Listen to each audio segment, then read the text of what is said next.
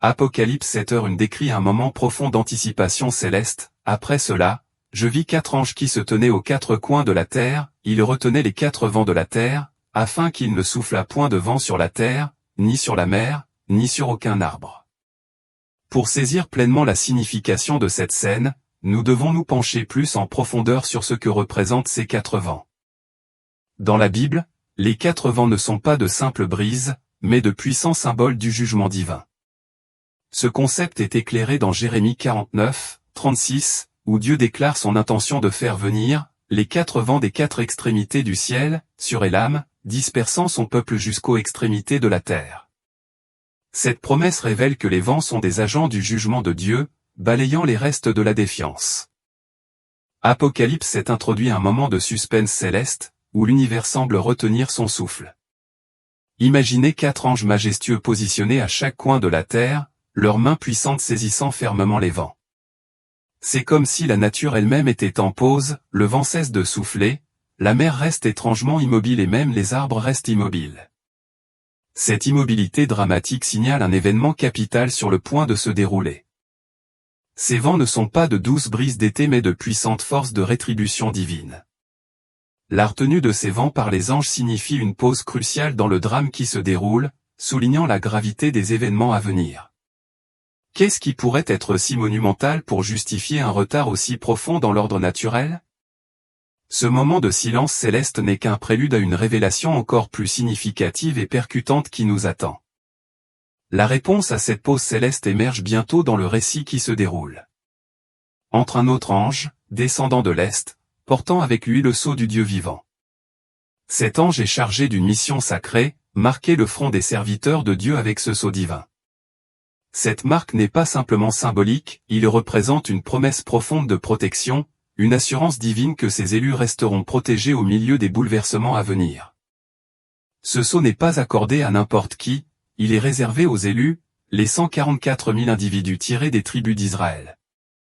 Chacun de ces serviteurs marqué a son nom inscrit sur la liste céleste, prédestiné et protégé pour les épreuves qui les attendent. Imaginez la profonde signification d'être marqué par Dieu, c'est comme recevoir un bouclier invisible, une forme de protection divine invisible mais extrêmement significative. Alors que cet ange accomplit méticuleusement la tâche de sceller les élus, le reste du monde reste dans un silence étrange. Les vents sont apaisés, la mer est calme et les arbres sont immobiles. Visualisez cette scène, la création entière est dans un état d'animation suspendu, le ciel retient son souffle, les anges sont en équilibre dans leur position et, un par un, les élus sont marqués du sceau. Ce moment d'immobilité n'est pas simplement une pause, c'est une pause. C'est une préparation à un changement monumental.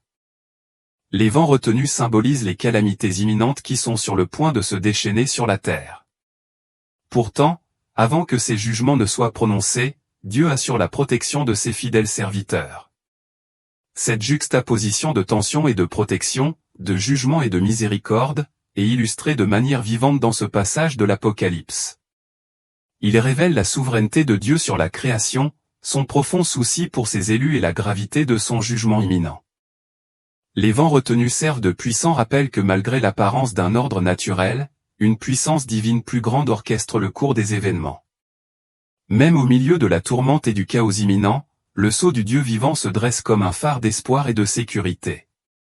Il nous rassure que, même dans les moments les plus tumultueux, ceux qui appartiennent à Dieu peuvent trouver la paix et la sécurité dans sa protection divine. Tout comme Jean a vu les 4 vents du ciel dans sa vision, Daniel a fait de même dans sa propre expérience prophétique. Dans Daniel 7h2, ces vents sont décrits comme soulevant la grande mer, qui fait référence à la Méditerranée. Cette image est significative car elle souligne l'impact profond de ces vents sur la création. En revanche, l'Apocalypse révèle une période de retenue divine. Pendant ce temps, les 4 anges retiennent les vents de sorte que même une feuille ne bouge pas, soulignant un moment de calme avant la tempête. Dans Apocalypse 5, nous voyons l'agneau prendre le rouleau avec 7 sceaux, déclenchant une série d'événements dramatiques à l'ouverture de chaque sceau. Au moment où nous arrivons à Apocalypse 6, les créatures qui émergent des sceaux offrent un aperçu des épreuves à venir. Ce n'est qu'après l'ouverture du 6e sceau que nous rencontrons les 4 anges, qui retiennent momentanément les forces de la nature. Au moment où le 6e sceau est brisé, une transformation étonnante a lieu. C'est comme si la structure même du cosmos était déchirée, la tranquillité imposée par les 4 anges cède la place à un bouleversement dramatique. Les tremblements de terre sont violents, le soleil s'assombrit jusqu'à devenir d'une teinte inquiétante comme s'il était drapé dans un sac, et la lune prend une teinte rouge sang. Ce bouleversement est le signal dramatique de la nature que quelque chose de monumental est sur le point de se produire. Jean décrit une scène de chaos cosmique, les étoiles tombent du ciel comme des figues trop mûres secouées d'un arbre, et le ciel lui-même se déroule comme s'il s'agissait d'un parchemin. Les montagnes et les îles sont déplacées de leur position, ce qui fait que tout ce qui était autrefois considéré comme solide et stable semble incertain et malléable. Ce changement cataclysmique illustre de manière frappante que le pouvoir ultime réside uniquement en Dieu. Au milieu de cette tourmente apocalyptique, tous les peuples quel que soit leur statut, des rois aux esclaves, des riches aux pauvres cherchent refuge. Ils crient aux montagnes et aux rochers, les suppliant de tomber sur eux et de les protéger de la colère de celui qui est assis sur le trône et de l'agneau. Ce moment de peur et de révérence intense met en évidence la puissance et la majesté écrasante de Dieu et de l'agneau alors que le grand jour de leur colère approche. Pourtant, au milieu de ce chaos et de cette terreur, ceux qui sont marqués du sceau de Dieu ressentent une profonde assurance. Alors que le monde qui les entoure semble se désintégrer, ils restent en sécurité dans la protection qui leur a été promise. Ce puissant contraste sert de rappel rassurant que, même dans les moments les plus catastrophiques, les élus de Dieu sont sous sa garde vigilante, trouvant la sécurité dans sa protection divine au milieu de la tourmente. Après l'intense tribulation décrite, la vision de Jean revient à la splendeur sereine du ciel. Là, il assiste à une scène impressionnante, une vaste multitude, si nombreuse que personne ne pouvait la compter, rassemblée devant le trône et l'agneau. Cette foule est composée de personnes de toutes les nations, tribus, peuples et langues, toutes vêtues de robes blanches éblouissantes et tenant des branches de palmier, symbole universel de victoire et de paix. Leurs voix s'unissent dans une puissante déclaration de foi et de louange, le salut appartient à notre Dieu qui siège sur le trône, et à l'agneau. Ce moment est une profonde célébration du salut que Dieu a gracieusement accordé, un triomphe qui persiste malgré les épreuves et les tribulations qui l'ont précédé. Selon la séquence décrite dans l'Apocalypse, un autre ange apparaît alors, descendant de l'Orient et portant le sceau du Dieu vivant. Dans Apocalypse 7h2, cet ange donne un ordre crucial aux 4 anges qui ont reçu le pouvoir de nuire à la terre et à la mer. L'arrivée de l'ange est marquée par l'urgence, car il crie d'une voix forte, soulignant l'importance de son message. La question suivante se pose naturellement, qu'a dit ce 5e ange aux 4 anges? Apocalypse 7h3 nous donne la réponse, ne faites point de mal à la terre, ni à la mer, ni aux arbres, jusqu'à ce que nous ayons marqué du sceau le front des serviteurs de notre Dieu. Cette directive révèle la gravité de la situation. Le 5e ange porte un ordre divin, une injonction de suspendre toute action destructrice jusqu'à ce qu'une tâche essentielle soit accomplie. L'accent est désormais mis sur la protection des élus de Dieu, car le sceau de ses serviteurs est d'une importance capitale avant que de nouveaux bouleversements ne puissent se produire. Ce scénario pourrait sembler tiré d'une épopée grandiose, et d'une certaine manière, c'est le cas. L'acte de marquer les fronts du sceau de Dieu n'est pas seulement un geste symbolique, c'est une déclaration de propriété et de protection divine. Imaginez la scène, alors que le monde est immobile, au bord d'événements monumentaux, le 5e ange se déplace avec diligence d'une personne à l'autre, scellant chacune d'elles avec l'assurance de la protection divine. Ce processus méticuleux se déroule sans hâte, reflétant l'engagement intemporel et inébranlable de Dieu envers son peuple. Le calme avant la tempête est rempli de cet acte sacré et délibéré de protection, nous rappelant que même au milieu du chaos, la providence de Dieu veille à ce que ses élus soient protégés et en sécurité.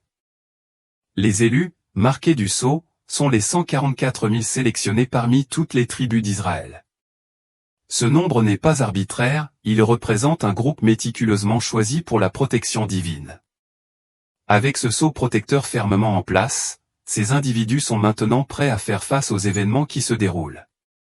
Les vents qui avaient été retenus, symbolisant les tribulations, les épreuves et les luttes à venir, sont maintenant prêts à se déchaîner.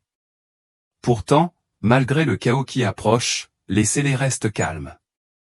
Ils portent avec eux la marque de la promesse de Dieu, une garantie profonde que, malgré les épreuves à venir, leur issue ultime est assurée.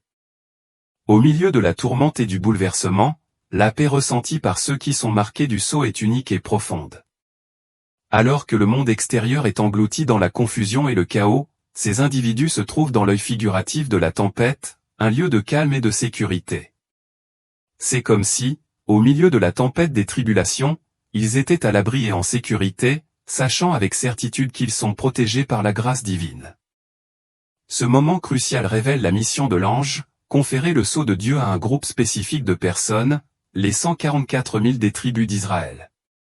L'ordre de l'ange est clair, ne faites pas de mal à la terre, ni à la mer, ni aux arbres, jusqu'à ce que nous ayons marqué du sceau le front des serviteurs de notre Dieu. Cette instruction souligne l'importance cruciale du processus de scellement avant que tout mal ne puisse être infligé à la terre. Apocalypse 7, 3-4 identifie explicitement ces scellés, tandis qu'Apocalypse 14, 1-3 donne un aperçu plus approfondi de leur statut distingué.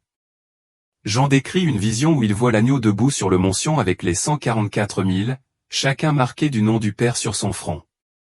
Cette scène est accompagnée d'un son majestueux venant du ciel, comme le rugissement de grandes eaux et le grondement du tonnerre, ainsi que des accords mélodieux des harpistes jouant de leur harpe. Les 144 000 sont représentés en train de chanter un nouveau cantique devant le trône, les 4 êtres vivants et les anciens. Ce cantique leur est propre, car personne d'autre ne peut l'apprendre.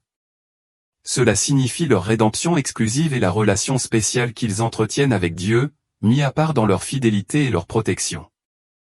Cette image vivante met en évidence le statut unique des 144 000 et souligne l'assurance de la protection divine au milieu du chaos à venir. Elle sert de puissant rappel de l'engagement de Dieu envers ses élus, leur procurant une paix inébranlable même face à des épreuves accablantes. Dans Apocalypse 7, 1-8 et 14, 1-5, l'apôtre Jean présente une description vivante d'un groupe distinct de 144 000 individus. Certains chrétiens interprètent ce nombre comme symbolique, représentant un grand nombre non spécifié de croyants. D'autres prétendent faire eux-mêmes partie de ce groupe. Cependant, les descriptions de Jean montrent clairement qu'aucune de ces interprétations ne saisit pleinement le sens voulu. Le message de l'ange aux 4 anges est sans équivoque, il leur est demandé de ne pas nuire à la terre, à la mer ou aux arbres jusqu'à ce que les 144 000 anges soient marqués du sceau de Dieu. Ce sceau est un acte important, il s'agit d'une déclaration de propriété et de protection divine. Dans les temps anciens, le sceau était utilisé pour marquer le bétail, les esclaves et même les traîtres, signifiant ainsi leur propriété ou leur allégeance. Le sceau de Dieu n'a pas un but différent, il dénote une protection spéciale contre son jugement. Le sceau garantit que ceux qui sont marqués sont protégés des calamités qui s'abattront sur la terre. On peut trouver un parallèle dans Ézéchiel 9:4, où Dieu demande à un homme de marquer le front de ceux qui pleurent et se lamentent à cause des abominations commises à Jérusalem. Cette marque de salut signifie la protection divine pour ceux qui sont affligés par la méchanceté qui les entoure. Tout comme dans Ézéchiel, le marquage dans l'Apocalypse n'est pas un symbole superficiel mais une garantie profonde de protection. C'est la manière dont Dieu déclare, « Celui-ci est à moi et sous ma protection ». Pour revenir à l'Apocalypse, une fois que les 144 000 sont scellés, la phase suivante des événements apocalyptiques peut commencer. Cependant, le scellement ne signifie pas que leur vie sera exempte de difficultés. Au contraire, il signifie qu'ils ont un rôle crucial à jouer au milieu du chaos. Ces individus marqués sont chargés de témoigner de la vérité de Dieu pendant une période de profond bouleversement. Imaginez ceci, alors que le cosmos tremble, que les étoiles tombent du ciel, que le soleil est voilé de ténèbres et que la lune devient rouge sang, ces scellés tiennent bon. Ils sont appelés à être des phares d'espoir et de justice dans un monde accablé par les ténèbres. La situation est en effet désastreuse, le monde est en désordre, mais les scellés, debout dans l'œil du cyclone, possèdent une forme unique de paix et de courage. Cette marque n'est pas seulement un bouclier contre la tourmente, mais un témoignage de leur foi inébranlable et de leur dessein divin. Malgré le chaos environnant et la tentation de désespérer, leur marque est un rappel constant de leur mission et de leur lien inébranlable avec Dieu. Il ne s'agit pas seulement de protection, il s'agit d'incarner l'espoir, le courage et la présence inébranlable de Dieu au milieu d'une profonde adversité. La Bible est riche en récits qui révèlent non seulement des événements historiques, mais aussi le cœur profond de Dieu. d'Ézéchiel à l'Apocalypse et jusqu'à nos jours, le message primordial est clair, Dieu n'abandonne pas son peuple. Il nous offre constamment protection, but et mission. Même lorsque le monde semble être en ébullition, ceux qui sont marqués par Dieu sont assurés de son attention et de sa sécurité. Ils sont non seulement protégés, mais ils ont aussi un but qui transcende leurs circonstances. Plus important encore, ils ne sont jamais seuls. L'histoire des 144 000 est plus qu'un récit historique, elle nous sert de puissant rappel aujourd'hui. Quel que soit le chaos et les bouleversements qui nous entourent, si nous sommes alignés avec Dieu, marqués par lui, nous sommes assurés de sa protection et de son but.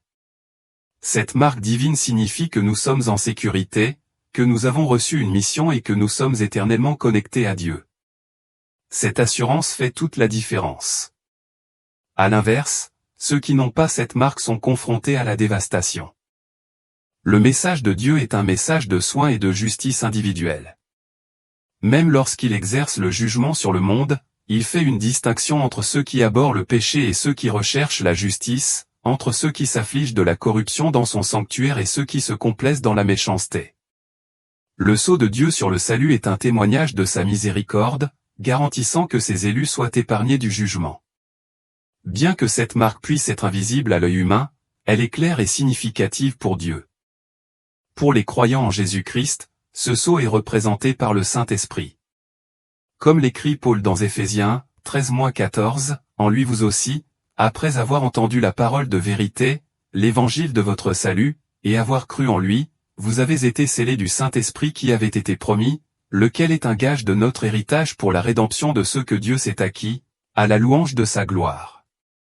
Tout comme Dieu a ordonné aux Israélites de marquer leurs poteaux de porte avec du sang pour éviter le destructeur, de même il scelle les croyants avec le Saint-Esprit comme marque de salut et de protection.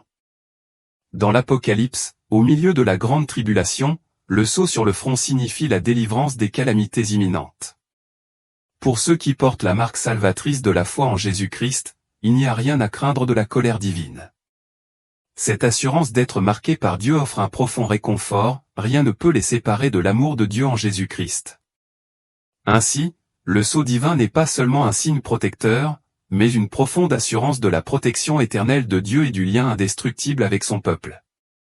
L'histoire des 144 000 contraste fortement avec le sort de ceux qui suivent l'Antéchrist. Tout comme les 144 000 croyants juifs reçoivent le sceau protecteur de Dieu, un autre groupe sera marqué de la tristement célèbre marque de la bête. Cette marque signifie l'allégeance à Satan et le rejet de Dieu. Alors qu'un groupe est mis à part par la protection divine, l'autre est identifié par son choix de s'opposer au Tout-Puissant.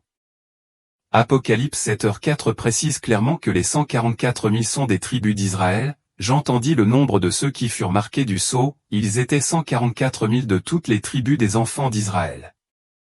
Ce détail souligne leur identité et le choix divin de ceux qui seront protégés pendant les temps tumultueux de la grande tribulation.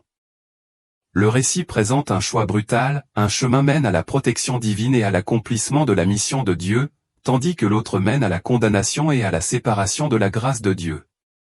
Cette distinction souligne la gravité des choix que nous faisons dans la vie. Choisir de suivre Dieu et d'accepter sa marque, c'est choisir sa protection et ses conseils, même au milieu de difficultés profondes. Pour les 144 000, leur mission pendant la grande tribulation est semée d'embûches. Imaginez le fardeau et la responsabilité d'être un témoin divin dans un monde aussi chaotique, sachant que votre protection est assurée mais que le chemin est semé d'épreuves.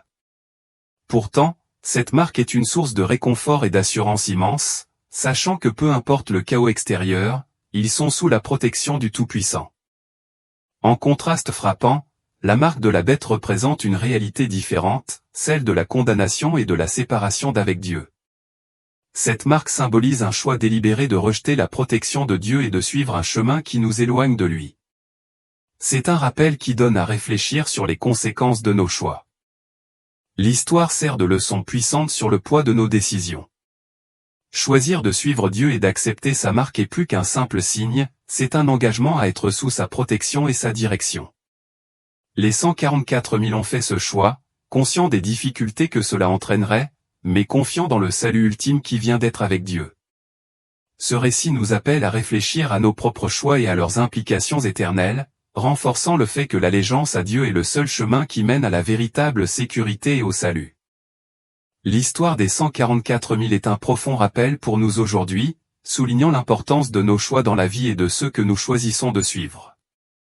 Nous sommes continuellement confrontés à des décisions qui déterminent la marque que nous porterons, soit nous aligner sur Dieu, marqué par sa protection et son amour, soit choisir un chemin qui nous éloigne de lui.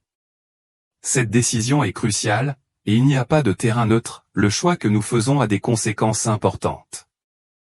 En réfléchissant aux 144 000 et à leur rôle, nous pouvons tirer de précieuses leçons. Leur décision de suivre Dieu et de porter sa marque témoigne du pouvoir transformateur de la protection et de la mission divine. Ils sont spécifiquement identifiés comme venant des 12 tribus d'Israël, illustrant leur rôle unique dans l'accomplissement des promesses de Dieu et la diffusion de l'Évangile en temps de tribulation. Ce groupe jouera un rôle crucial dans le partage du message de Jésus-Christ avec beaucoup, faisant écho aux paroles de Jésus dans Matthieu 24h14, « Cette bonne nouvelle du royaume sera prêchée dans le monde entier, pour servir de témoignage à toutes les nations. Alors viendra la fin. » Cependant, le message s'étend au-delà de ce groupe spécifique. Chaque croyant en Jésus-Christ est également béni et appelé à être une lumière dans le monde.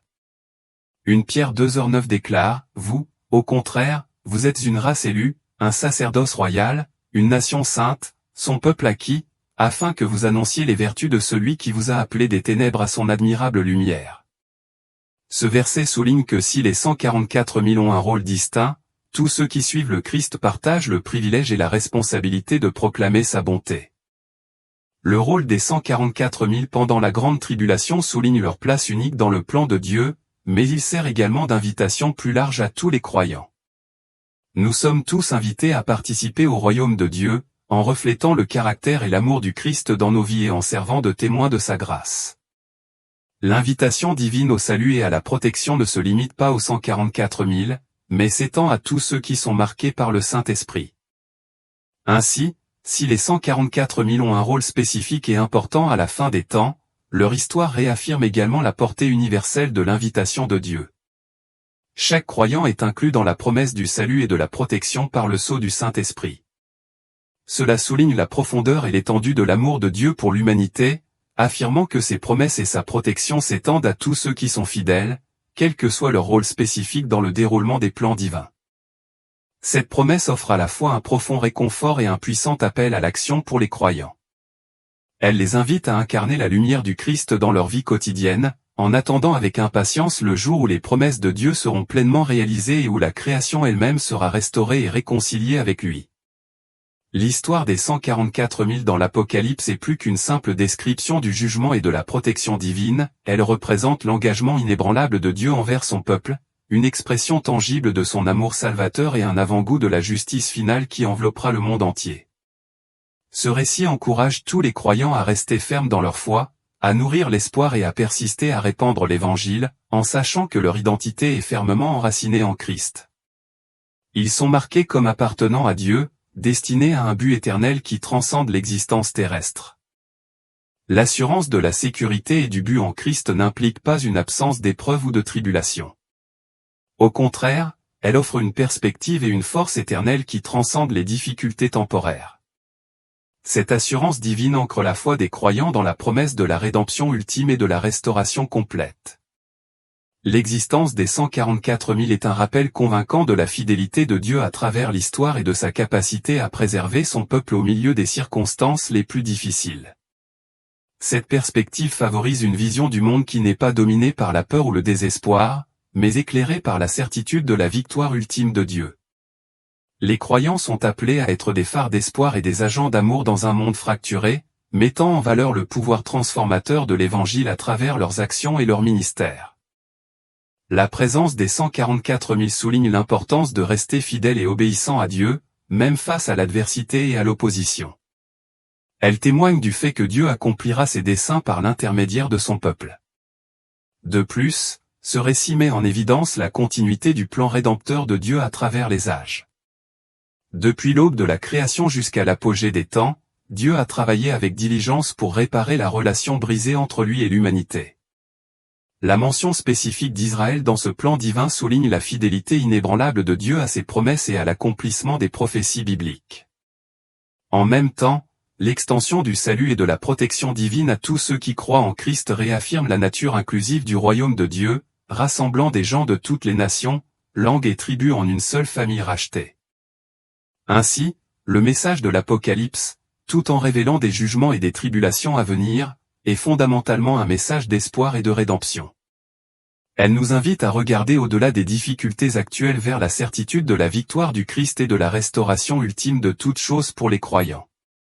Cela signifie vivre avec un sens profond du dessein et de la mission divine, engagé à partager la bonne nouvelle de l'amour salvateur de Dieu. Fortifiés par le Saint-Esprit et guidés par la promesse de la présence constante de Dieu, les croyants sont habilités à persévérer jusqu'à ce qu'ils fassent toutes choses nouvelles. Alors que nous terminons cette vidéo, j'espère qu'elle vous a inspiré et élevé. Si vous recherchez l'inspiration, la connaissance et une connexion spirituelle plus profonde, c'est le moment idéal pour agir. Cliquez sur ce bouton d'abonnement pour rejoindre notre communauté grandissante, et n'oubliez pas d'aimer et de commenter pour nous aider à renforcer notre lien avec vous. Si vous êtes passionné par le soutien de notre mission de partager des histoires religieuses percutantes, envisagez de devenir membre de la chaîne. Votre soutien nous permettra de continuer à proposer un contenu sincère qui résonne auprès de beaucoup. Vous pouvez trouver le lien pour vous joindre à nous dans la description ci-dessous. Avant de partir, regardez les 2 vidéos recommandées sur l'histoire de la Bible que nous avons mises en évidence sur l'écran. Votre engagement continu signifie beaucoup pour nous. Que Dieu vous bénisse, et nous avons hâte de vous voir dans notre prochaine vidéo.